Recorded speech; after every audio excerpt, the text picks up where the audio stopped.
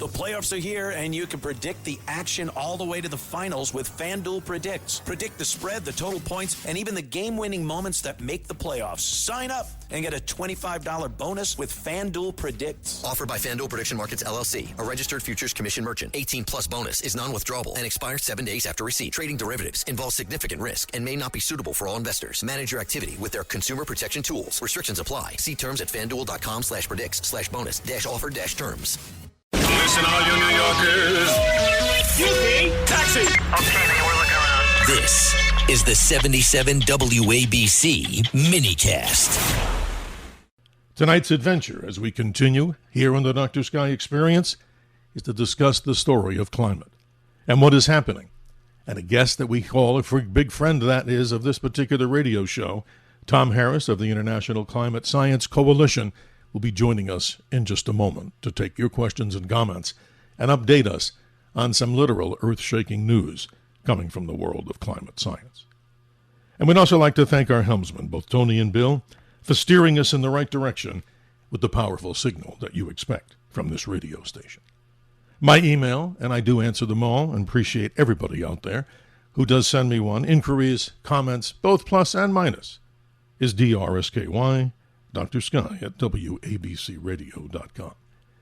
A guest that, by popular demand from those emails, is a gentleman we've come to know as a friend of the show. Tom Harris is Executive Director of the Ottawa, Canada-based International Climate Science Coalition. And a policy advisor to the Heartland Institute, he has 40 years' experience as a mechanical engineer, project manager, science and technology communications professional, a technical trainer, and an advisor to former opposition senior environment critic in the Canadian Parliament. He joins us from his location in Canada, and we say a hearty welcome. Good evening and good morning to you, Tom Harris. Thanks for being here. Yeah, it's great, Dr. Sky. Good to be on again. Yes, it's pretty much a monthly thing. And again, I get a lot of emails saying that, we want to hear more from Tom. And also in this iteration of the Dr. Sky Experience in our 2-hour show, we will delve with his experience, that is Tom Harris's, from his aviation side of the world and also space. We have a lot to talk about to update our listeners on the Artemis mission. But Tom, the heart of what you talk about here, his website, icsc-canada.com or icsc-climate.com. Let's start off with some of the news that you see as breaking. And you've come back from a very interesting climate summit. Talk a little bit about what it was and some of the things that you can report to this audience and the audience involved there. Yeah, for sure. I was just at the 16th International Climate Change Conference in Washington, D.C. These are put on by the Heartland Institute, and, they're a free market think tank based out of a town near Chicago, not right in Chicago, but they held it in the Hotel Washington. From the restaurant at the top of the hotel, we could see the White House right next door, so it was a perfect place to have it. You bet. And I'll tell you, the media, mainstream media, hated it. And that tells you that, in fact, it was very effective.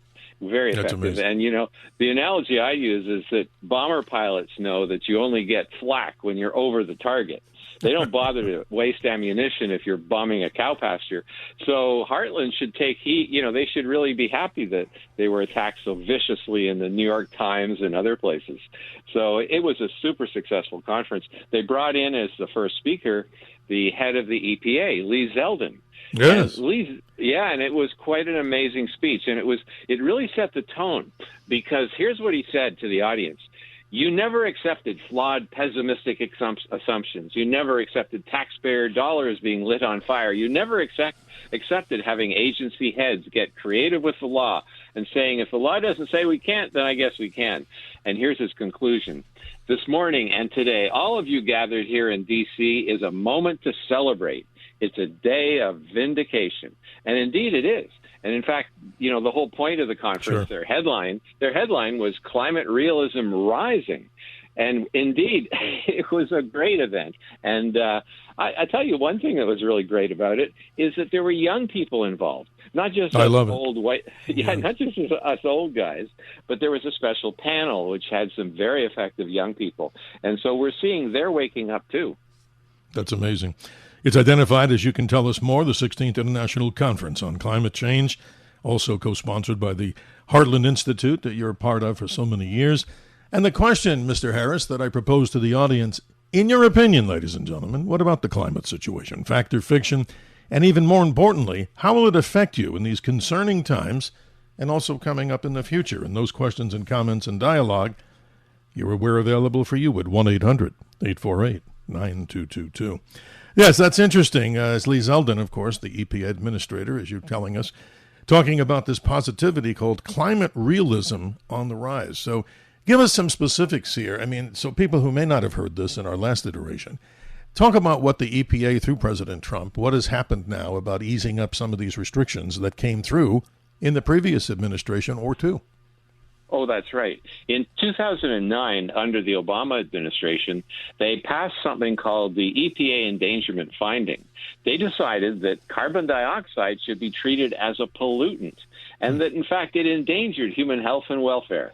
And so that became the foundation on which a whole lot of really crazy and very expensive and useless legislations came about. So what the EPA has done now under the Trump administration is they have rescinded it. They've pulled it back and they said, look, this is not the purpose of the Clean Air Act, which is, of course, the founding legislation. The purpose of the Clean Air Act was to regulate pollution, and carbon dioxide is not pollution. In fact, it's interesting because the founders of the Clean Air Act, they even said point blank, I think his name was Representative Dingell, he said point blank, no, the Clean Air Act was not designed to regulate carbon dioxide. It was designed to regulate things like particulates and sulfur dioxide, nitrous oxide, things like that, which are real pollution and, should be a concern. So that's the main thing that he's done. I mean, he's doing all sorts of things. Probably spend the hour just talking about what he's done at the EPA, but that is the main thing. He's pulled the rug out from under the legislation that is, in fact, hurting the United States. Everything from, cars having to meet ridiculous standards to regulating your gas stove, all kinds of things. I know. So many restrictions. And in these difficult times for many people, not only in Canada, the United States, and other parts of the world, so many of these restrictions seem like unattainable for people to live, a consistent life of peace and happiness. I mean, I'm saying it gently, because so many of those restrictions are so, how do I say this, so out of reach to maintain a living standard that people would want, unless it's going to go the other direction. And who wants to go in that direction, right, Tom Harris? Oh, yeah, exactly. And, it's funny because environmentalists kind of shoot themselves in the foot. They say they stand for climate justice, but then they bring in policies that make it harder on the poor than anybody. I mean, a wealthy person, if the electricity rates double or triple, it really doesn't matter to them. But for the average person, it does matter. And if the cost of gasoline goes through the roof, and if you have ridiculous standards on cars, which makes them cost $5,000 or $10,000 more, then it hurts the poor more than anybody. So I always find it ironic that they say they stand for climate justice, but then do things that hurt the poor more than anybody. Well, I have a question for you. This one just came as like theater of the mind for myself here in this, stream of consciousness. Have you had, if you don't want to name the individual, who's ever been on the opposite side of this equation, that you would categorize as having the best presentation as far as having a dialogue on this instead of throwing chairs, attacking people and doing other things that are illegal? I mean, has there been one individual that you've ever sat with that was, how do I say this? You could have a real conversation in the form of a debate with dialogue. Tell me about that, if you can. Well, yeah, actually, everybody on the youth panel at the ICCC 16, that's International Climate, every one of them was on the previous side, I understand. And, the most prominent one was a social activist by the name of Lucy Bigger. I think her first name's Lucy, but her Biggers is her last name. And she actually worked with AOC. She worked with Greta Thunberg, and she showed us images of them standing together with all these activists on the climate side. And she then just simply woke up, and she realized the whole thing was crazy. And it's interesting because when she was speaking, a group of about a half a dozen young people stormed into the meeting and started yelling and making a big fuss. And you know what she said? She said, oh, these people have to get a life. I mean, the climate issue is not a real serious concern. I mean, we've had 1.2 degree rise in the so-called global average temperature in the last 146 years since 1880. And you wouldn't even notice that in your entire lifetime. So she said, and other speakers as well, Annika Sweetland, she actually graduated just recently from the University of Western Australia with a degree in climate science. And she was being groomed to actually be one of these AOC, Greta Thunberg type people. But then she woke up too. So what's happening more and more is young people are waking up. And of course, one of the reasons they're waking up is because everything has become so expensive that they can't afford a lot of the things. And it's because of the climate scare. So they have a very strong incentive to wake up because it becomes too expensive to even live.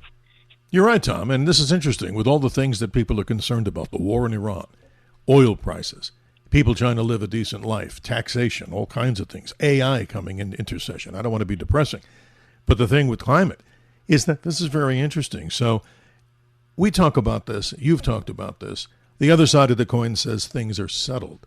Well, how can anybody make a broad statement like that and have people believe it? But I guess a lot of people do believe it, that the whole concept is settled. And if it wasn't for you and others, you're doing everything to unsettle it with common sense dialogue and discussion, right? Yeah, exactly. And in fact, the whole idea that something as complicated as climate science is settled, I mean, it's ridiculous. And it's sad because they're putting more and more money into this climate scare across the world. Happily, the Trump administration is pulling it back. Common sense. Dr. Sky, right now, there is over $5 billion US a day being spent across the world on what they call climate finance. In other words, trying to stop the climate from changing, which we can't do. And at the same time, there are real environmental problems. For example, there's about 4 million lead service pipes lines across the United States. So you have the water main, and then you have it connected to your house. Well, there's 4 million of those that are still lead. They're still lead pipes, and so we need, in the United States, there's a huge need for drinking water upgrades, getting rid of these lead pipes. We thought they were great. I mean, it's very easy to manipulate and bend and connect lead pipes. It's been historically a great source until we found out that it was actually a bad source for poisoning children. But, the U.S. needs $625 billion in drinking water upgrades over the next 20 years. So is that more important than a 1.2 degree change in 146 years? Well, yeah, it's a lot more important. Exactly. So things aren't settled, but you bring up some very, very important subjects here. Drinking water, the quality of that. Emphasis, of course, should be on the more obvious ones that are common sense in nature. You're lighting up the phone lines like an electric lightning rod here, or a lightning rod itself. So let's say good morning to Max in Manhattan. Max, I understand you want to talk about the idea of climate change. Good morning. How are you? Yes, thank you, Dr. Sky. When you come talking about climate change, I'm thinking about the subject that is brought up concerning chemtrails and aluminum being placed in the sky. Sure. And whenever you bring this up of a climate change activist, they don't want to talk about it. They poo-poo it. The mayor doesn't want to talk about it. The governor doesn't want to talk about it. It's over the skies. You just go out in the street and it's flooding Central Park. Yeah, and if I may, there are no restrictions given to China and India when it comes to climate change. They can do whatever they want and build as many coal plants as they wish. Max, stay with us. I want Tom Harris to respond because a mixed subject with commentary, but all good stuff, Max. Tom, he brings up some good points here. Yeah, on the chemtrails issue, I have expert scientists who tell me that it is a serious problem, but then I have others who say it isn't. So I don't actually take a position on that. I have a lot to say, though, about China opening 2 coal stations a week. Okay, Yeah. We're being told that we can't use coal. Now, coal is a wonderful energy source if you properly control the pollution. You pile up a year's supply of coal on your site, on the power station site, and it's a secure energy source. You're not dependent on a pipeline coming in from outside or trucks. You have your power source right there. It's the same as nuclear. It's right on the site. So it's a very good energy source for securing the grid, as they say. The other thing, of course, is it's dirt cheap. Coal is very cheap, although it's a little more expensive because, of course, we have better pollution control. And the United States has hundreds of years of coal reserves. So, yeah, there's nothing wrong with using coal. We just have to recognize that we use the better pollution control methods. And, of course, the head of the Philippines and Indonesia and all sorts of places, they've said they're going to keep using coal. China, of course, does. The head of Indonesia Lots said, of it, right? Yeah, he said recently, you think we're going to stop using coal? He said, get serious. We want to pull our people out of poverty, and this is the least expensive way to do it. So if we sacrifice coal, which is a great and inexpensive energy source, to save the planet while other countries are using it, we won't have any impact at all. You're right. Max in Manhattan is in our theater of the mind, as we like to call it here in this particular radio show. Max, if you're there, you get the opportunity to respond back, and thanks for being on Measure with us. Great. We appreciate you. Great. Thank you. Thank you, Dr. Sky, for this opportunity. If our water is tested, you can see that it's polluted with pharmaceuticals, heavy metals. Why are not climate change activists advocating water filters to be put on our sinks? Wow. Good question. Yeah. It's sad because the climate movement has taken over the environmental movement. And you look at Earth Day, which was just a couple of days ago, and what you find is it's really Climate Day. Yeah, well, yeah, a good point. But yes, there's all sorts of things they should be focusing on. I like the idea of spending more money on drinking water upgrades and stormwater systems and wastewater, things like that. Yes.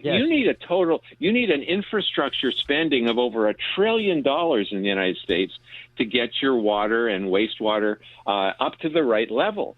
In some cities it's great, but a lot of places it's not. You still have, as I said. Yeah, you bring up good points. No, Tom, you bring up some interesting things. But Max in Manhattan, always insightful. Appreciate your participation, and hope you'll be with us as we continue to move through time and space. Thank you so much. This is interesting. The conversation here can continue with you, ladies and gentlemen. 1-800-848-9222, or simply this, 1-800-848-WABC. How appropriate. So that's amazing. I look at this UN Climate Treaty family tree. This is amazing. People in the theater of the mind can't see it. There's the Kyoto Protocol, the Paris Agreement, Warsaw Agreement, Cancun Agreement, the Marrakesh Accords. I mean, there's so many people out here that are steering this in a direction. And let's hear about that. I mean, have we weakened some of those by obviously what the president has done, of course, from the big powerhouse of America, to lessen these EPA restrictions that the previous administrations have? How does that affect anything else? We're out of those Kyoto protocols, correct? And the Paris Accord. Oh, yeah. Well, what Trump did is he pulled the block out that was underneath all of them, so they're all going to fall down without American support because, most of the money is coming from the United States. I mean, you have to remember back in 1992, the first George Bush and, his supporters, they signed the Rio Earth Summit Treaty. It was called the United Nations Framework Convention on Climate Change, which is the FCCC. And that became the foundation of everything that you just named. The Kyoto Protocol, the Warsaw, Paris Agreement, everything is based on the FCCC. As soon as you pull out of the FCCC, you're out of everything to do with climate for the UN. And, we've been pushing for them to do that for years, but no previous government, even Republicans, had the courage to do it. So Trump is to be massively congratulated. He did the main thing that had to be done to kill the climate scare, because you pull the U.S. out of all these agreements, they don't have any money. Yeah, you say it so well, Tom. It's very interesting, excuse me, as we move through time and space on our show here. But talk a little bit about this. I mean, it's a lengthy subject. Probably take 5 hours with your expertise and others out there. The whole concept of this so-called evil gas, carbon dioxide. Let's go back into history. Volcanic activity produces a lot of this in history. The Earth has this great replication of, resurrecting itself and healing itself. So, obviously, talk a little bit about the maximum amounts of carbon dioxide in the previous, let's talk even millions of years ago. Give us a little rundown about the history of CO2. Yeah, it's important to realize that for most of history of the Earth, CO2 has been much, much higher. And I mean 10 times higher. Not like the 50% rise since 1880. That looks really significant until you look at a long-term perspective. And you see that 420 parts per million like we are now is nothing in comparison with what it was a few million years ago when we had up to 3,000 parts per million. Okay? We had levels that were up to 10 and even 13 times higher than today, and the Earth did very well. And this is obvious to some extent because many of the plants in our environment, they actually evolved at a time when CO2 was much higher. Precisely. So that's what they like. That's what they like, and that's why they pump CO2 into greenhouses, because the plants grow faster, they don't need as much water. And as we get back to higher levels of CO2 that existed for most of Earth's history, we're going to see increasing crop yield. We've already seen that to some extent. We're going to see deserts shrinking as plants can grow with less water. Wow, that's a big that's factor. powerful. It's a big factor. So, groups like the CO2 Coalition, they say, bring it on. CO2 is great. And the whole idea that this is an evil gas, it's ridiculous. It's plant food. Well, look at the curriculum in some of the schools for the young children. Obviously, they've been brainwashed in many people's opinions. I'm saying this across the board. That obviously shows like this, we're trying to give the other side of the equation. But let me quote something from Shakespeare. I'm not a Shakespearean actor by any means, but I'll go ahead and say this from Shakespeare's comedic play, As You Like It. The quote, "The fool doth think he is wise, but the wise man knows himself to be a fool," end quote. Now, why am I saying that? Because you and I always have, I get a chuckle out of this when you describe this particular effect. For those that never heard it from Tom Harris, what's the Dunning-Kruger effect? So people can actually understand this. And it has a little bit of a comedic side to it, but tell us about that. Yeah, for sure. These two social science researchers, Dunning and Kruger, did a study. They had quite a large audience. They actually evaluated, first of all, how much did they know about various topics to do with politics and philosophy and all sorts of things. And then they asked them questions and then asked them how confident were they in their answers. And what they found is that the people who knew the least had huge confidence in the correctness of their answers, while the people who know the most actually thought their answers were less correct because they were more humble. So you've got these big, these protesters that stormed the meeting in Washington, D.C. They were saying things that were just completely ridiculous. They were saying, carbon dioxide, it's like drinking bleach, come on.